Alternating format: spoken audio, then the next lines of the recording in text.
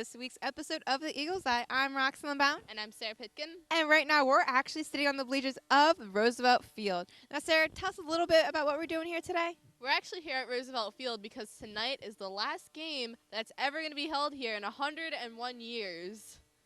Man, that is a long time that this game has been going on. I know my mom went here, not like she's 100 years old, I'm saying, but my grandma went here too, and so I know there's going to be a lot of mixed emotions about what's going on. Yeah, it'll be really exciting, but you want to know what else is exciting? And what might that be? The spaghetti dinner that Honor Society is holding. Is that so? So if you like pasta, preferably spaghetti and meatballs and everything else, then just come on down. And Sarah, give them the details on this. Actually, you can watch this next interview with the presidents of Honor Society to find out more about it. Yep, I'm sure they know more about it than Sarah does. So let's go check it out. Hi, I'm Paige with the Eagle Eye, and this is Amanda Assemacher, co-president of the National Honor Society. So what is the spaghetti dinner about? The Spaghetti Dinner is a fundraiser that the National Honor Society here at Norris Centenary High School is putting together. We're doing some fundraisers since the National Honor Society is a service-based organization. Okay, so when is it? It will be held on Saturday, October 8th from 4 p.m. to 7 p.m. Okay, so what kind of students can go? Anyone, students, community, parents, faculty, friends, everyone is invited as long as they purchase the tickets. Tickets are available at lunches for students to purchase, and they're also available by contacting the National Honor Society through our Gmail account, which is nahshonorsociety@gmail.com. Okay, who's going to be supplying all the food? The National Honor Society officers, the past few weeks and this week as well, have been reaching out to the community to find local businesses to sponsor us and to donate. We've been able to receive several different donations at this point, and anything that we can get, we are more than grateful to have. Okay, so where does all the money go to that is being given? We're raising for the U.S. Marines Toys for Tots Foundation. The Toys for Tots gives toys to underprivileged children so that they can enjoy their holiday season. Where is this taking place at? The event will be held at the Tall Cedars Club on Germantown Pike in East Narton. Okay, and who's all going to be there? The National Honor Society membership at Narsum High School is going to be responsible for running the event. Our advisor, Mr. Alan Flexner, is supervising, and our officer team, which composes of myself, my co-president Gerard Fox, and 6 other officers, will be managing the event as it goes on. Okay. We'll also have the help of our parents to cook the spaghetti and the other food that will be served. So are people bringing in food, or are they just, they're just supplying it? We're receiving the donations from local businesses to supply the food. Okay. So, Also, we're asking for donations from the students themselves and from the faculty and staff at Norristown High School to assist us with donations for desserts. okay, so are people bringing in like just money or toys, anything? We are grateful for anything. Hopefully we get a lot of returns from this event. We really want to support this charity to the best of our ability, and so we'll gladly take anything. Okay. Have anything has gone like this before? Have you ever done anything like this before? Recently, the National Honor Society has been struggling with events, but we've decided to make a complete turnaround and really be active to complete our mission as Honor Society members. We really focus on scholarship, leadership, service, and character, and by setting up and organizing and running these events, we're able to accomplish all of those goals. Okay, is there anything else you'd like to add about this? Just that we really hope that the entire community gets involved. It's very easy to get in touch with us and order tickets. You can see Honor Society members, or as I mentioned, the Honor Society Gmail account, nahshonorsociety@gmail.com. And we hope that you all come on out. Okay, thank you for coming. Thank you. And now back to Eagle Eye. Before, and I had no idea what they were, and it didn't look like graffiti, but I mean, I thought it was a statement of some sort. But Yeah, if you want to know more about that statement, you can check out our next interview, which is with Miss Kirker. Miss Kirker, about what these pictures are all about. So let's go check that out. Hey guys, my name is Pilar Gomez, and I'm here for the Eagle side with Miss Kirker to talk about the black and white pictures we've seen around the school. So can you tell us a little bit about them? Sure. The pictures kind of popped up anonymously. They're not signed. It's white chalk drawings on black paper. And what we're doing is mimicking the artwork of Keith Haring that kind of appeared in the subways of New York City in the 1980s. So we're trying to mimic that anonymous white chalk drawing on the black paper throughout the school. Okay, and can you tell us a little bit about the importance of them? Yeah, Keith Haring did this work because what he was trying to do was give a voice to the graffiti artists. Graffiti artists basically represented a group of people that weren't being represented, and it was literally underground art where people had their own voice and people were able to exchange ideas and communicate that was kind of free of the restrictions of the professional art world. Even though he was an art student, he took part in this art world because it was a more free environment. Now, again, this was graffiti, so a lot of people labeled this as something illegal and something that was wrong. But it kind of added that element of interest to people that rode the subway, seeing this anonymous, illegal art pop up. Okay, and were these drawings done by students, your students? Yeah, these were done by the 9th grade students in a new class. It's 21st century art past the paintbrush, and it's about art that is not necessarily mainstream drawing and painting. All right, so aside from senior night, which is tonight, seniors have a lot of other things to look forward to, like going to college. Yep, Sarah, you're definitely correct about that one. And so last week, actually, we had a college fair come to Norristown, and we set up in the gymnasium, and all these colleges from the surrounding areas came, and students went and learned about it. And so let's go check it out. Hi guys, I'm Sarah Pitkin here from the Eagle's Eye, and I'm here at the college fair that was held here at Norristown Area High School on September 22nd. And I've been here all morning, and the students have certainly been taking advantage of it. So let's go check out what happened here. So why are you here today?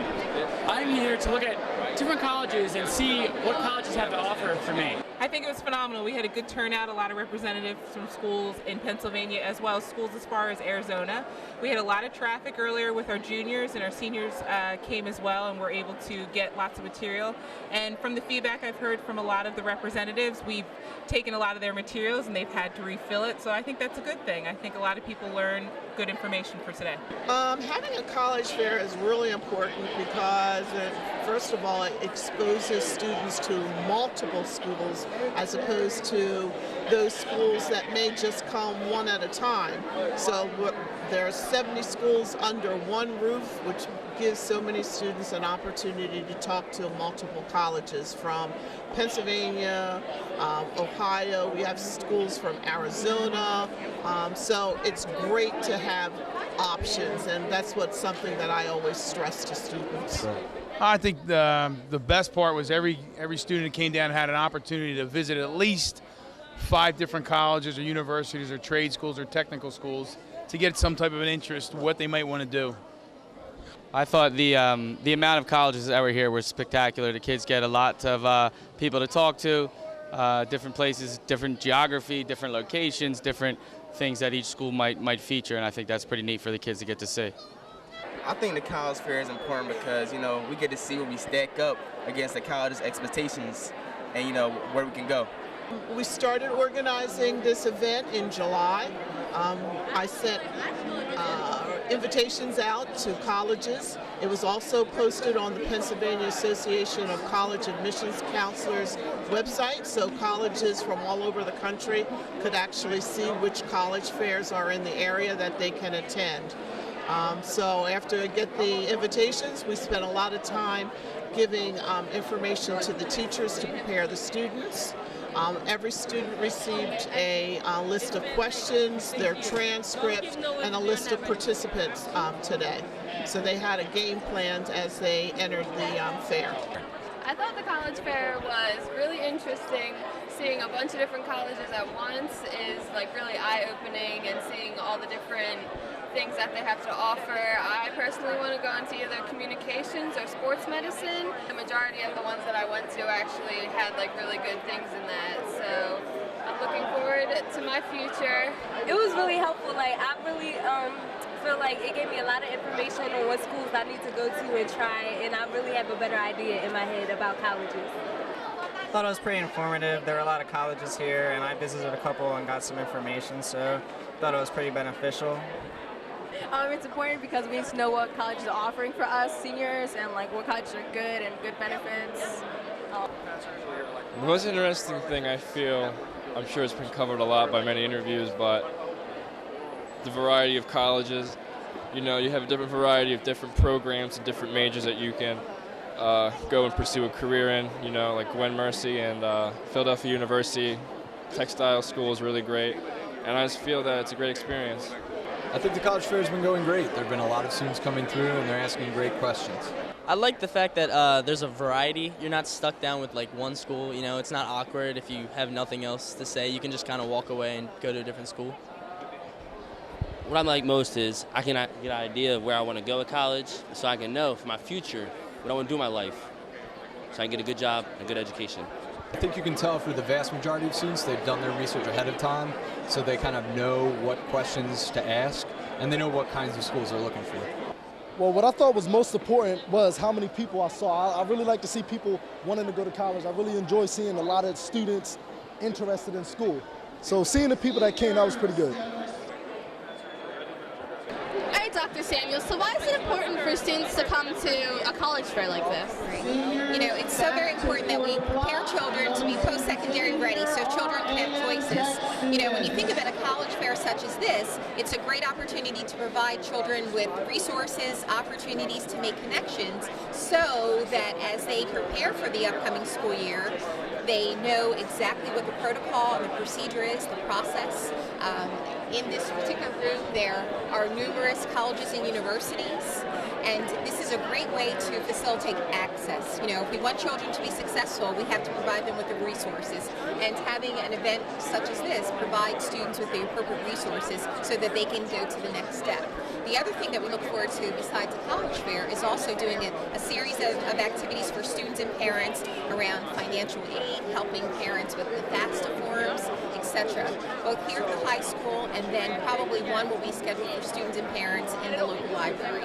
So this is an exciting event. Our students are incredible and awesome, and they deserve this particular support and opportunity. Yeah, we saw a bunch of students taking advantage of the opportunity, so thank you very much. As you can see, we had quite the successful day here at Norristown at the College Fair. If you want more information on colleges, you can watch Now What, which is showing on NASD TV, and make sure that you contact all the colleges you spoke to today so that you get the most of your opportunities today.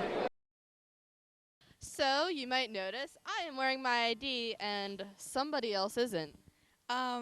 Yeah, about that. Well, to be perfectly honest, it was a fashion statement. It just didn't go with my outfit today. But in my defense, we're not in school right now. So, I mean, I can put it on once we get back to school.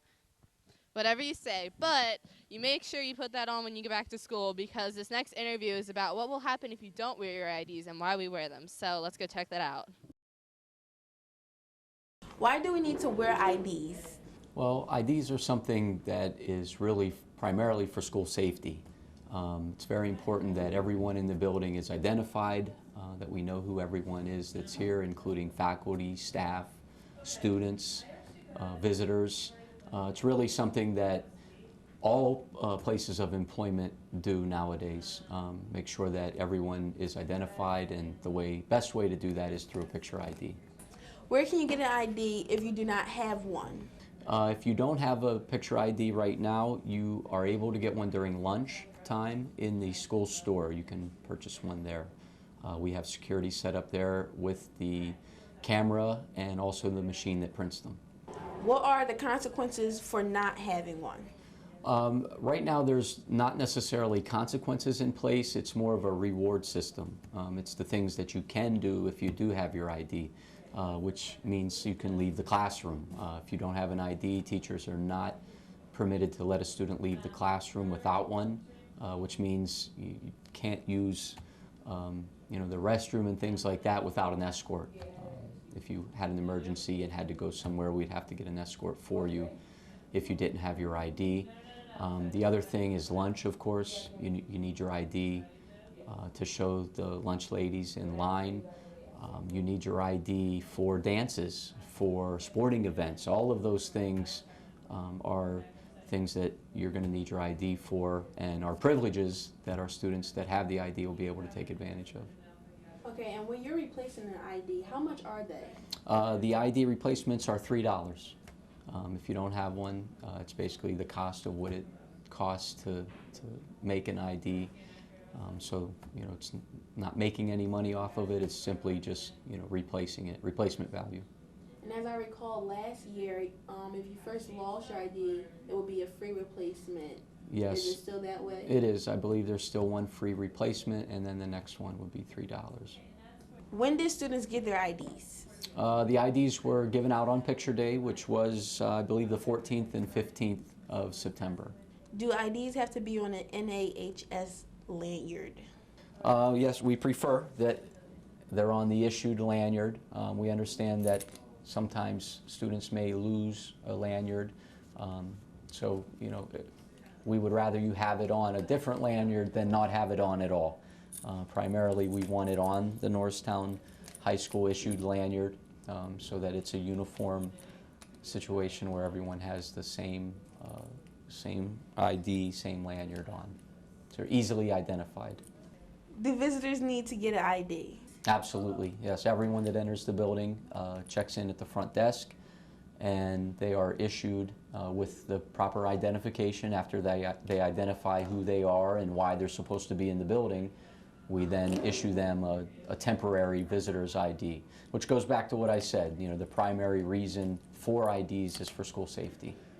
Okay, do teachers and administrators have to wear them? Yes, absolutely. Everyone is required to wear student ID. Student ID for the students, faculty ID for staff, support staff. Everyone in the building should have one. Is there anything else you would like to add? Nope, that's it. Just keep in mind that, again, it's really for the student safety first and foremost. It's not something we're doing to try to cause problems for students. It's something that's helpful, and it also prepares you for the future for your workplace, because most of us that go on to college will have college IDs issued to us. If you're at a trade school, you'll have an ID there as well, and then when you go into the workforce, you also will have an ID. So it's really to prepare our students, as well as make sure that we know who's in the building at all times, so that everyone's easily identified. Okay, well, thank you, Mr. Michaels, for answering those questions. It's my pleasure. Thank you. So, Roxanne, did you do your graduation project yet? Yo, you have put me on spot 2 times today. First with my ID, and now with my grad project. No, I will tell you all now, I did not do it yet, but as a responsible student as I am, I'll have it done by next week. Yeah, I haven't started mine either. I'll throw myself under the bus. But we have until October 7th, and if you don't get it done in time, Then you don't get to go to the senior banquet. And who wants to miss the senior banquet? yeah, you're going to miss prom, banquet, the senior picnic. Just write your senior papers. Exactly. If you don't write your senior paper this year and you don't graduate, then, I mean, I would do it again just so that I could get those privileges next year. Yeah. But, oh, well, that's not going to be a problem for us, right? Nope, because we're going to get them done. Woo! All right, so let's go check out this interview with Mr. Schmalbach to check out what that's all about. Hi guys, I'm Sarah Pitkin here from the Eagle's Eye with Mr. Schmalbach, our librarian, to talk about the graduation projects. How are you doing today? Fine as always, thank you. So, what are these graduation projects? The Commonwealth of Pennsylvania has in the school code a graduation requirement where every student in any of our public high schools across all 501 school districts need to produce a graduation project, a culminating project that showcases their ability to communicate in writing and verbally. Each district designs a project where their students can showcase that, and it is a part of the graduation requirement of any student graduating in the state. And when are the deadlines for the junior class and the senior class? Well, the senior class is the one that is coming up and quickly.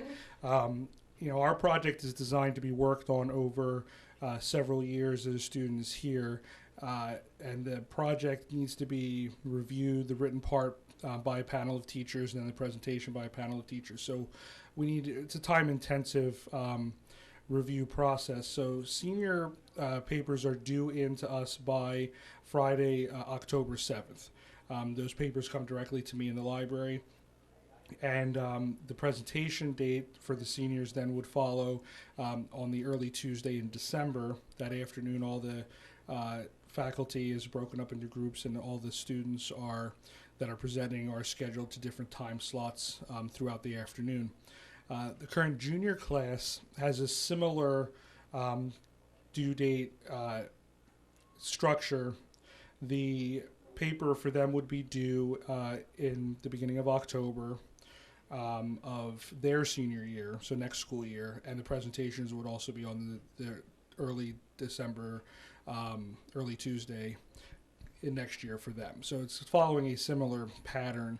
One of the things about that is we want to make it more an ingrained part of the school process, so this is something that everybody knows happens at a particular time each year.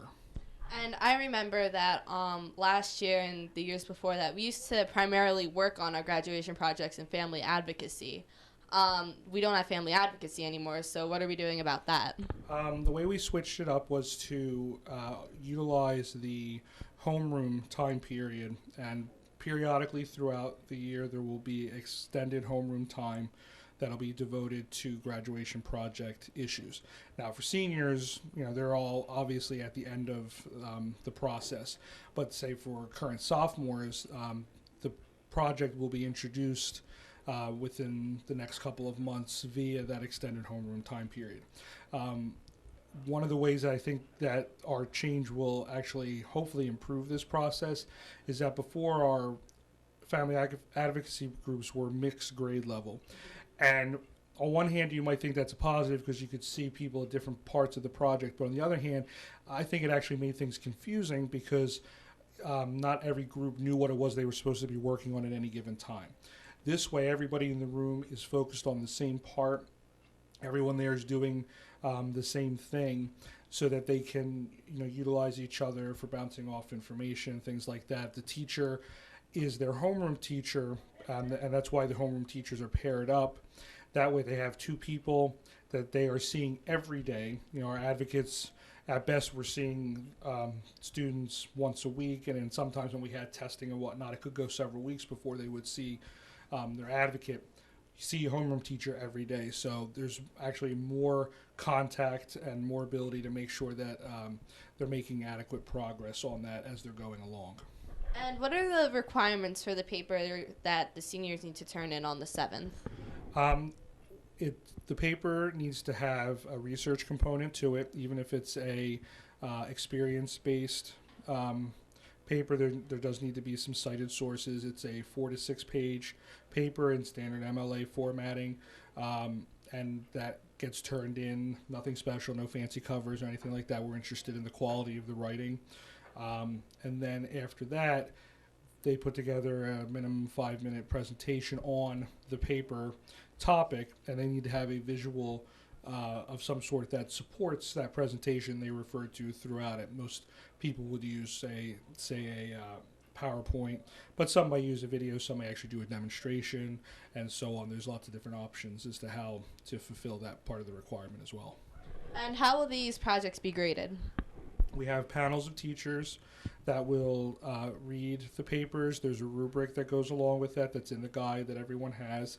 It's also online at the library website, nhslibrary.org.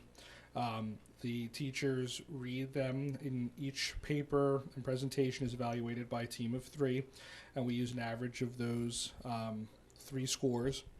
And there is a threshold score that a student has to meet or pass in order to be considered satisfactory. And if the score should fall below that for whatever reason, we take the feedback of the teachers, give it back to the student, and have them rework that part. This is not kind of a project where we mark it, say you fail, and that's the end of it. It is a graduation requirement, so you're going to work on it until it is satisfactory. We want to make sure that everyone is really able to express themselves well as they are leaving high school and moving on to college or to the work world. All right, is there anything else you'd like to add? Just that, this is an important part of the graduation process for all the seniors, juniors. It's definitely time to start thinking about it. We have what we call sanctions, or some negatives tied into missing certain deadlines, including missing senior banquet or prom or senior activities at the end of the year. We don't want to do that. That's not our goal, to make people miss things. We want the paper done on time, turned in. And of course, you can always refer to the library website or come and see me at any time if there's any questions about that paper or the presentation. I am here to help. All right, thank you very much for talking to me. You're welcome. And I'm Sarah Pitkin, and I just spoke to Mr. Schmalbach about the graduation projects, and now back to the Eagle's Eye. I am Nafisa Harrison here with Tyrone Baker. We're here to discuss Montgomery County's Honor String Orchestra. Hello, Tyrone. How are you doing today? Nice to have you here with us today. So, what is Montgomery County's Honor String Orchestra? Well, MCHSO, which is an abbreviation for Montgomery County Honor String Orchestra, it's a public orchestra for the high school students of upper level in their skill playing. So we just meet up and we have rehearsals to practice the music that we will be playing later on in the concert. Okay, who participates? I believe it's students that play violin and cello and bass and viola from different schools around the county, such as Pottstown, Springford, Plymouth White Marsh, et cetera, et cetera. Okay, where does this take place? Each year it's a different place. This year it's currently at Springford High School. I think it's about 25 minutes up the road. Okay, how do you get involved? Basically, you have to be selected by your teacher. Usually it's the people who have a little more skill, who've been playing a little longer in their schools. They're selected by their teacher, and then you have to go audition. And you audition for the orchestra, and then you know if you made it. How many kids are involved in it? I'd say about probably 110. 110, really. How was your teacher involved? My teacher basically just submitted our names and our skill, how long we've been playing for, and we went and auditioned for the orchestra. And then if we made it or not, depending upon that, he just gave us the music and transported us to Springford High School, where we had a rehearsal yesterday. Okay. What kind of music do you guys play? It's actually a pretty different variety of music. We've played from Halo themes, which is kind of futuristic, modern, and we played some Vivaldi, which is kind of very classical, Baroque kind of music. So we play different themes. We have some kind of Spanish music. I don't know the term for Spanish music, actually. But we have some of that, some romantic Spanish dancing music. It's a lot of different things. That's really good. Were there any challenges? There was a lot of challenges. The music, first of all, it's college music, so it's very advanced for a high school kid playing in a high school orchestra. And the tempo that we play the music in at the Montgomery County Honor String Orchestra is very difficult. It's actually a college conductor, so there's no, well, I'm not tuned. It's basically straight on. You have to do what you have to do, and there's no stopping, basically, so you have to keep on playing. Those are some of the difficulties of the Montgomery County Honor String Orchestra. Okay, now do you have to miss school? Usually we leave school around 1:30 for the rehearsals. We're transported by a van by our teacher to go to Springford High School for our rehearsals. And at the concert, we will miss a full day of school. And is there anything else you would like to add? I think Montgomery County Honor String Orchestra is pretty interesting. A lot of kids from different backgrounds, different ethnicities, and different schools. So I believe everybody should come out and see our performance. Okay, thank you, Tyrone. We appreciate it. I'm Nafisa Harrison. Just spoke with Tyrone Baker about the Montgomery County Honor String Orchestra. Now back to the Eagle's Eye. So that is it for this week's episode of the Eagle's Eye. I'm Sarah Pitkin. And I'm Roxanne Bowen. And make sure you guys come check us out next week. We'll have more goodies and surprises for you. Yes, we will. And now signing off. See you next week.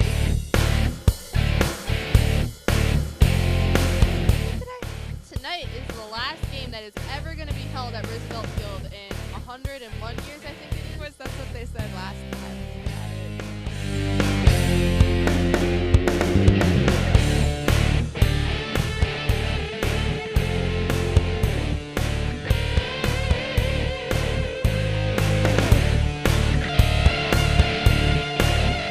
Going to college. Yeah, that's what every senior looks forward to, and I forget what. Oh, the cop.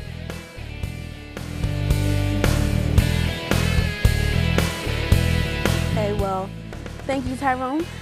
Appreciate you, letting us know about the whatever. I'm so lost.